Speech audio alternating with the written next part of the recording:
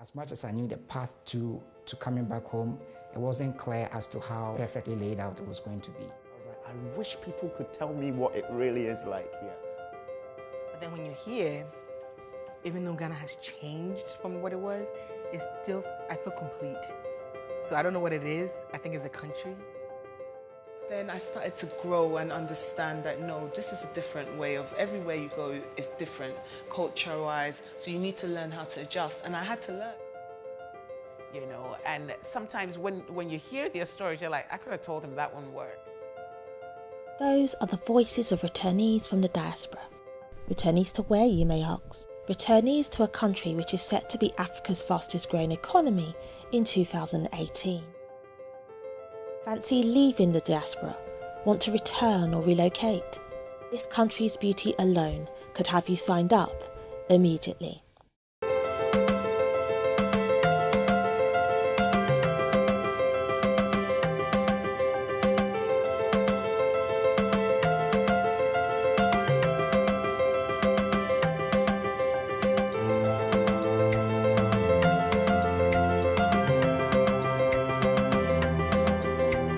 Republic of Ghana, a country with a population of around 28 million.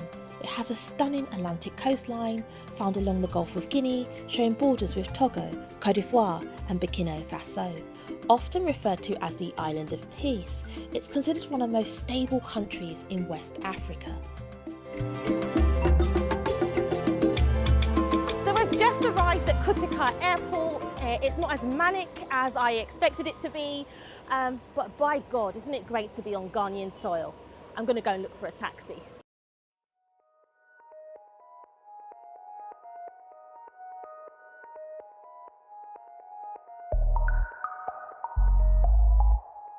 My reason for being in Ghana is, yes, to visit family and friends. But 2 years ago, I'd done a documentary entitled Ghanaian Migration, a UK Perspective.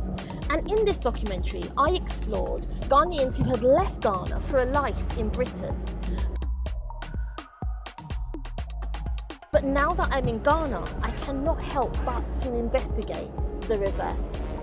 Understand the need and what you bring, the brain gain, to this business.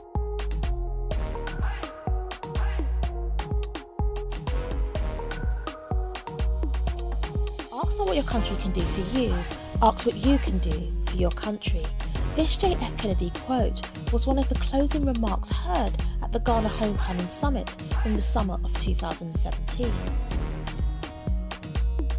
With a country that has so much to offer, who are the Ghanaians that are doing what they can for their country? What we require more than anything else is those that have had the experience in some of these industries that we have not had in this country to make sure we succeed.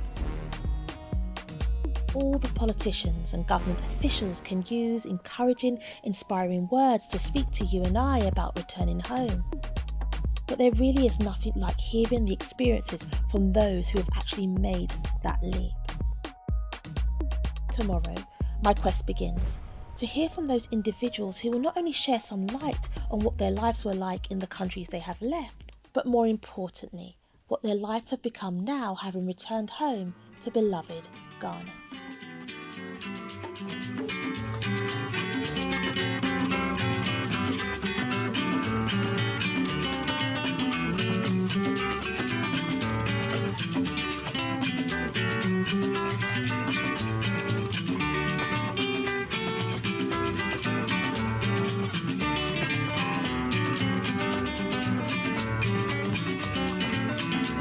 Very busy day here in Accra, and I'm off to meet a gentleman who has a wealth of experience in stage and screen.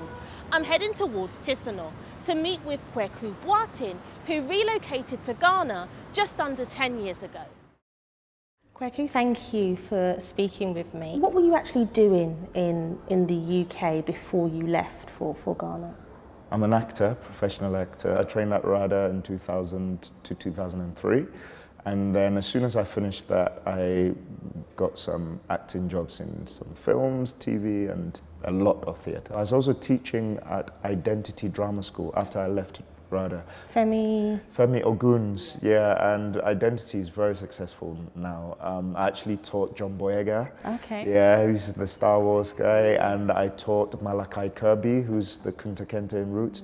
I'm sure I taught many more who are in either Game of Thrones or NBC shows. Explain the circumstances that surrounded your decision to come to Ghana. 1 year, I decided to actually look at the scene, and I discovered that there's a niche in the market for vocational-led drama training centers. I felt, let's see if I can set up a drama training program here for people. I set up Boateng Academy of Performing Arts. My main aim was to bring in a 1 year up to 3 year training in acting. Anything worry you in particular in terms of the transition from Britain to Ghana? It was more about my inner obstacles.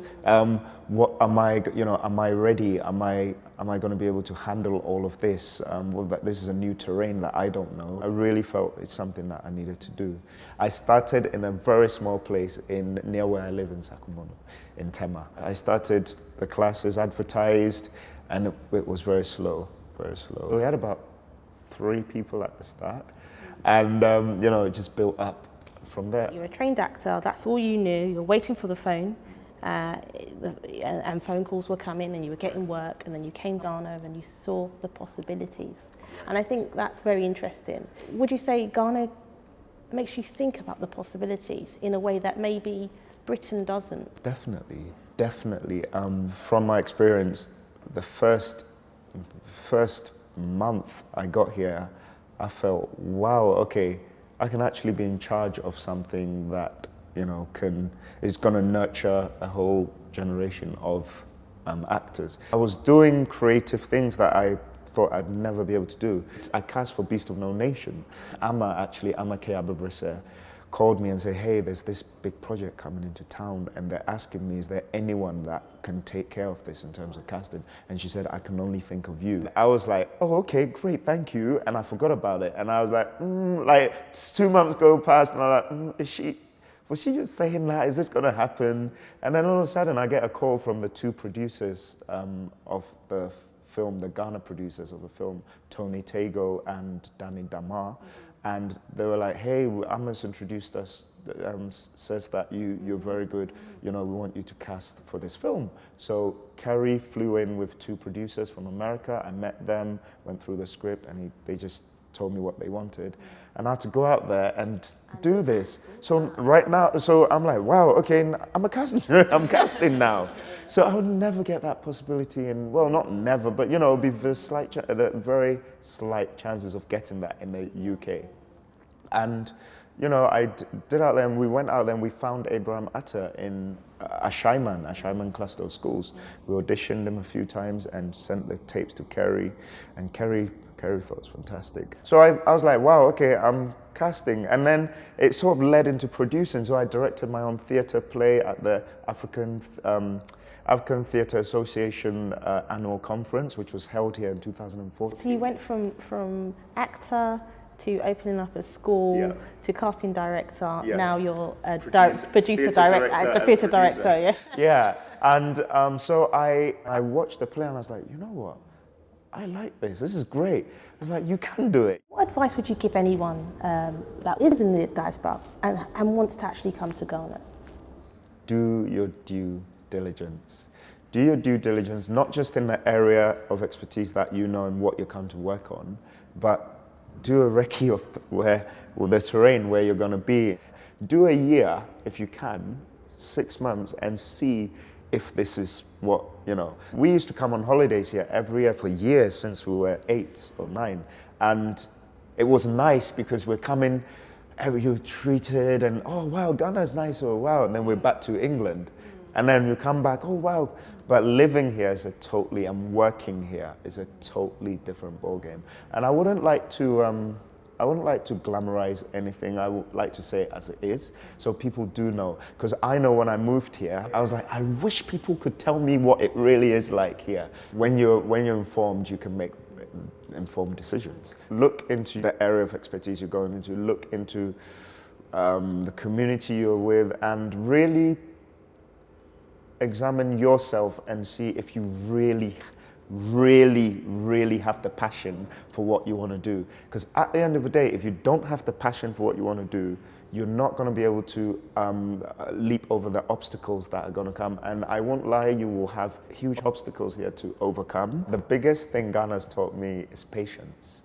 I now have this mindset of like, okay, that's my UK perspective of it, and now this is my Ghana perspective. Let me get a balancing ground. So I've known what battles to face and what things to, you know what, just let it go. It's not a big deal, and that's the patience aspect. You might break for like 6 months and just rest. You might just feel like, you know what, I'm tired. I just want to relax from this. Yeah, and I've done that when you're trying to do everything and nothing is working, and you're like, oh, what can I do?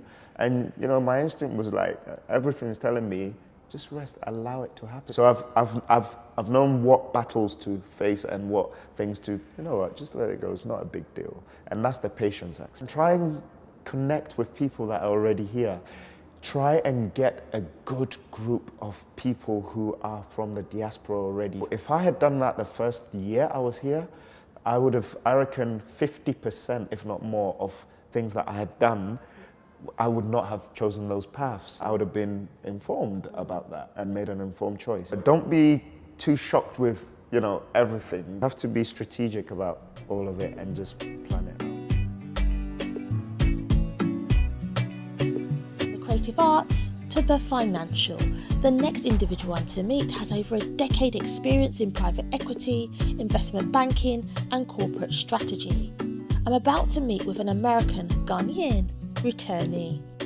So I'm at the offices of Databank Agrifund Manager Limited to speak with Frimpong, who is the managing partner at the company. Invest across Africa through private equity funds.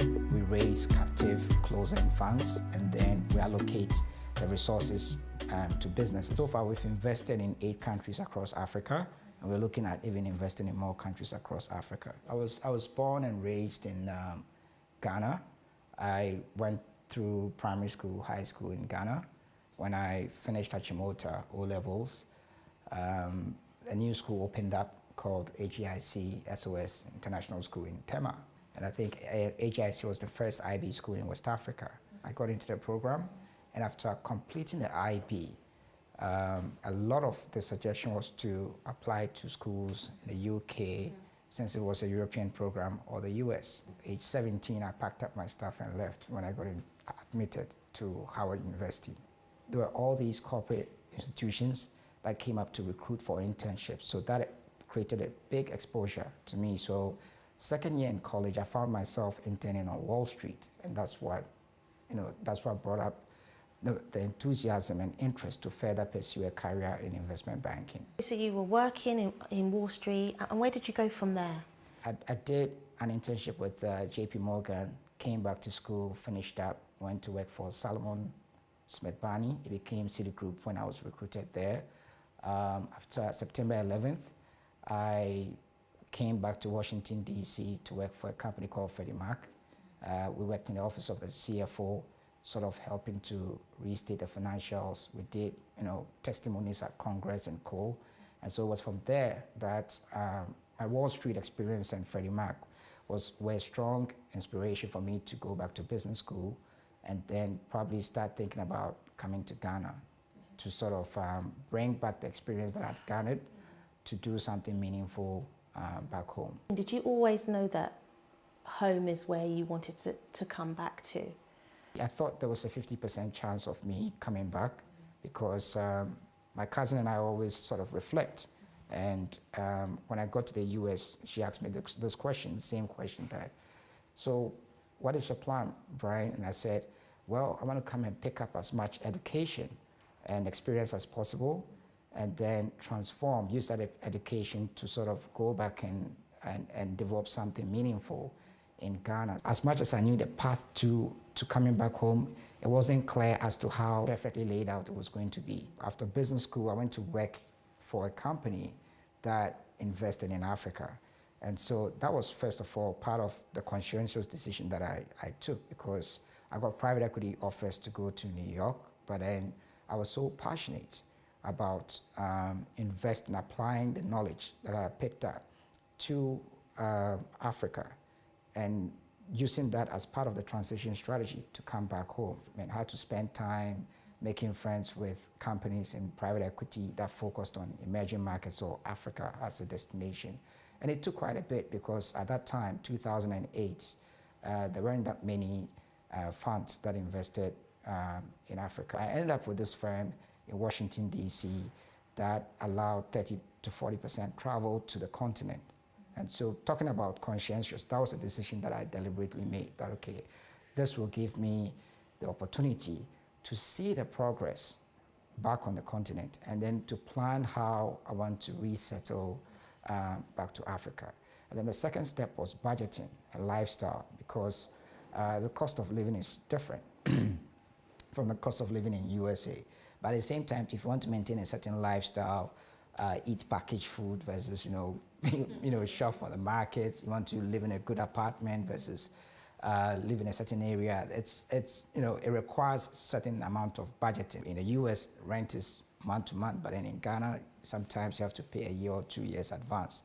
So that's a significant amount of your savings going out there. I built a whole budget and then included a 20% contingency and in case something happens. But I think, reflecting back, you probably need a 40% contingency in terms of unexpected cash expenses. And so that helped. It took, I started working in Washington, D.C. 2008. Through my travels, I started building a model on how much I'll need to spend. And I made that sort of conscientious decision to come back in 2011. Looking at your life now and looking at what your life was in the States, if you had to go back and choose which one, would you continue with Africa? I will continue with Africa, but then pick a bit of, I would take the best of both worlds. Obviously, if you have the option to do that, definitely do that. US is a destination for immigrants, so you have access to Vietnamese food. You wake up, today I want to try a Cuban restaurant down on, 6th Avenue and that sort of thing. Whereas Ghana is majority Ghana foods, but gradually, now and then, I see a Turkish restaurant open somewhere. There's a nice Japanese restaurant at Airport Residential area. There's this and that. So Ghana, that new excitement, that novelty in terms of new places coming up to brings its own excitement to Ghana. Plan carefully and hedge carefully. First of all, if you want to be an entrepreneur, then be prepared to go through a J-curve process. But establishing a business, I would think, clearly takes, depending on what sector you are, on average, if you're in healthcare, financial services, advertising, in the service industry, it takes about 3 to 5 years for you to go through the J-curve because it takes time for products to be established, technology to be adopted, behaviors to change. That's the challenge that I see with diaspora, that we come with very fancy ideas. The ideas look excellent on paper, but first of all, you go through the pain of registering and figuring out what kind of licensing regime you fall under, and it takes quite a bit because most of the policies lag behind the innovation that happens. So you have to take the initiative to educate the sector, ministries to make sure that you're trajectorying through the right path. So that alone, that delay process can be frustrating, but if you go through, you may end up being the only niche company in that space. From those working in well-established companies or companies that are transitioning as expats or hires to Ghana companies, the transition could be easier for them. But even moving from a work culture in Europe, US, wherever to Africa could also be frustrating. They need to be careful about the kind of environment they are in. They should be open-minded about educating and getting educated about the work culture here, and then bringing the best of talent and patience, applying patience to how they work or integrate into the system here. Because Wall Street, private equity, it's easy, 16 to 18 hours in New York, but here you are forced to take a break in between. There are not that many eateries out, so you take a break in between work and then your evening hours or so. And sometimes deadlines are not that taken seriously in the environment, but you can create a culture where you influence deadlines by the way you communicate to employees and the people you work with. So that kind of survival kit is critical for your long-term success in this environment. And the state is trying to play a role in attracting the diaspora. Do you think they can do anything more than what they've demonstrated to attract the diaspora from a position of someone who has made that transition? Sure, they could, because in business school, I had friends from Finland, Japan, China, who some of them moved back, and there were all these programs that actually attracted them to come back and either set up businesses or set up work for the government. I know that gradually, for even government positions, there are some of these positions that are created that the country or the ministry go for some sort of international donor funding, just so they can compensate for the talent that is coming in because of the value that they expect these talent to create. So there's a bit of effort from that side. I wasn't in the country, but I learned there was a diaspora conference, but that's a big step. But I think that there should be some follow-ups, some deliberate follow-ups, where maybe a database of recruitment sites where companies in Ghana can just post positions that are open, and diasporas could register on that website just so they can see what is out there. Diasporans that want to set up businesses too, there should be an incubation house that are able to help them through the venture capital trust fund or some sort of institution that is out there.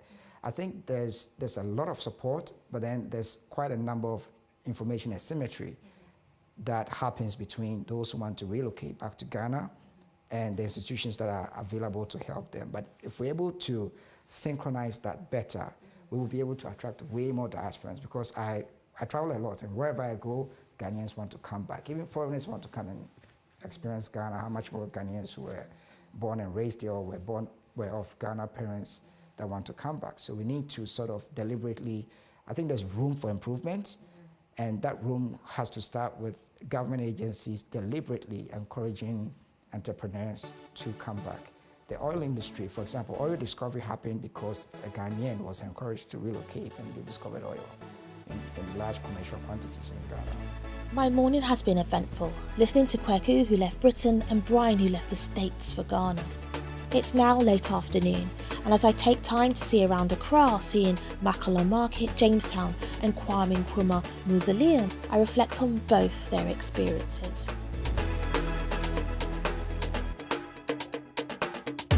Both men's professions are like chalk and cheese, but one aspect of their testimonies is this notion of planning one's return. With planning comes research, and Kwaku spoke particularly on examining one's field of interest in Ghana closely. Look into the community you're with and really examine yourself and see if you really have the passion for what you want to do. Brian touched on preparing financially and explained how he put together a budget with a contingency for those unexpected costs. Want to live in a good apartment versus live in a certain area. It requires a certain amount of budgeting. In the US, rent is month to month, but then in Ghana, sometimes you have to pay a year or 2 years advance.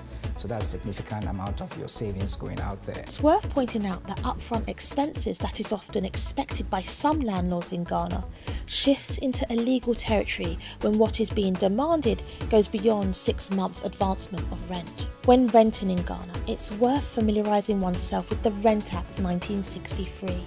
Aligning oneself with a diaspora group in Ghana was key advice given by Kwaku, as often we learn from others' experiences to prevent those pitfalls.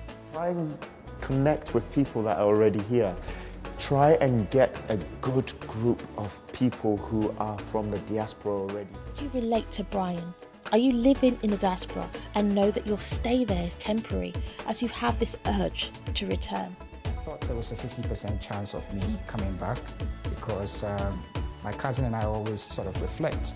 And when I got to the US, she asked me this question, the same question, right? So what is your plan, Brian? And I said, well, I want to come and pick up as much education and experience as possible, and then use that education to sort of go back and and develop something meaningful in Ghana. Kwaku saw a gap in his industry and believed he could fill it. His journey of filling that gap led to endless possibilities, exceeding all expectations. And I had to go out there and do this. So right now, so I'm like, wow, okay, I'm a casting, I'm casting now. So I would never get that possibility in, well, not never, but you know, it'd be the very slight chances of getting that in the UK. The door of return is certainly wide open here, and both interviewees have gone through that door and shared their experiences of what lies on the other side. I'm not a believer in that the return of the diaspora will see Ghana be great again, because she's great already. And so the return, rather, will not only see the diaspora enrich their identities, but also shape and mould their characters to their full potential. And why? Because there is no glass ceiling here, and so if you work hard, you'll reap the rewards.